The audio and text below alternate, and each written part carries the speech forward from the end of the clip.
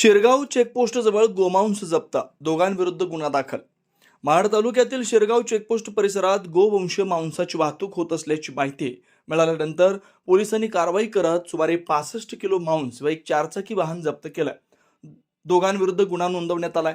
ही कारवाई रविवारी 15 फेब्रुवारी रोजी दुपारी सुमारे 2च्या सुमारास करण्यात आली. या प्रकरणी महाड शहर पोलीस ठाणे भारतीय न्याय संहिता 2023 कलम 325(3)(5) तसेच महाराष्ट्र प्राणी संरक्षण अधिनियम 1976 मधील संबंधित कलमान्वये गुन्हा दाखल करण्यात आला. पोलिसांनी दिलेल्या माहितीनुसार आरोपी जफर अब्दुल मस्जिद गीते राहणार जुई मोहल्ला जुई महाड आणि शहबाज अब्दुल्ला मुंडे राहणार जुई महाड याच्या विरोधात कारवाई करण्यात आली आहे.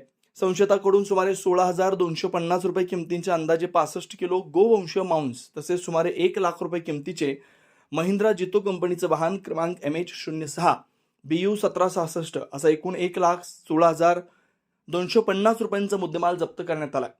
प्राथमिक तपासात संबंधित मांस विक्रीच्या उद्देशाने वाहनातून वाहतूक केली जात असल्याची माहिती समोर आली. प्रकरणाचा पुढील तपास वरिष्ठांच्या मार्गदर्शनाखाली सहाय्यक पोलीस उपनिरीक्षक शिवराम खाडे करतायत.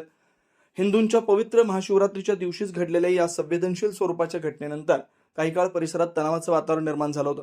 दरम्यान पोलीस कारवाईची माहिती मिळताच मोठ्या संख्येनं गोरक्षक शिरगाव चेकपोस्ट नाक्यावर जमा झाले होते. दोषींवर कठोर कारवाई करण्याची मागणी यावेळी गोरक्षकांकडून करण्यात आली.